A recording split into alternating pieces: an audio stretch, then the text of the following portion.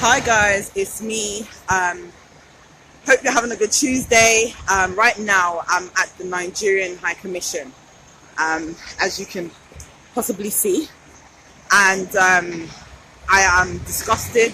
I'm ashamed at the service, the treatment, the inefficiency, the lack of customer service.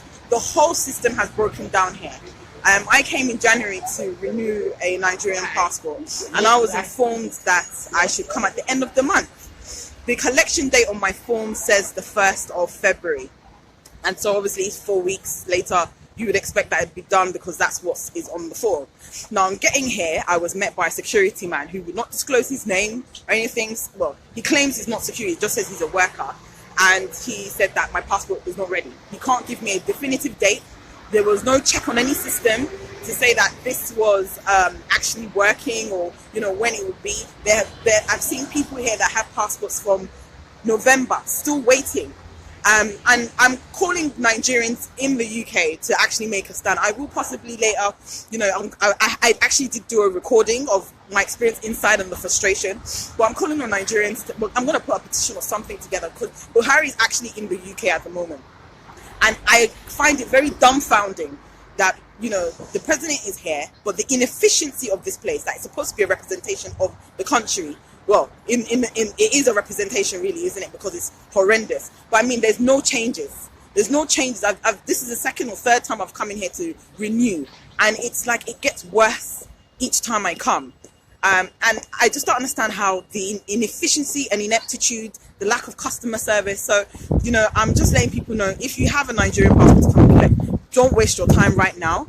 And it seems like you either have to bribe or get a 64-page passport. So I've been told, I've been informed, well, I've just seen a relative actually who was advised to get a 64-page passport in order to beat the system and obtain a passport quicker than normal. So he actually applied for his passport on the 17th of February, and actually today was able to get it because it was 64 page. So my advice is to Nigerians, get a 64-page passport to try and beat the system as possible. Unfortunately for me, I applied for a 32 because I was told that I couldn't apply for a 64 when I called, which took about 30 minutes on the phone to even get through to somebody anyway. But there's also this ageism factor of Agbalagbas getting treated different, or who and all this kind of other stuff. And there's major corruption here, and it needs to change. It has to change because we can't continue like this. There are parents with their children in there, frustrated. People that have children, they need to get around and travel. People have taken time off their jobs. There's no compensation or reimbursement for the travel that people are having to make to come down here. It is ridiculous. It is ridiculous. I mean, I'm coming from Luton, but I've met people coming from Kent. I've met people coming from Reading. This inefficiency has to stop. It is not right. It is not proper.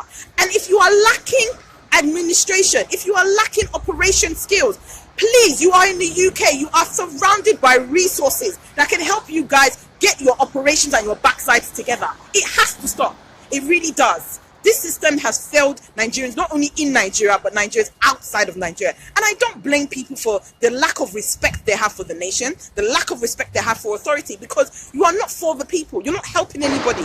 We are frustrated. Look, I live here, so I'm grateful. I don't have to suffer some things back in Nigeria. But the fact that I have a feeling of disgust and daunt whenever I have to come to this place, it shouldn't be so.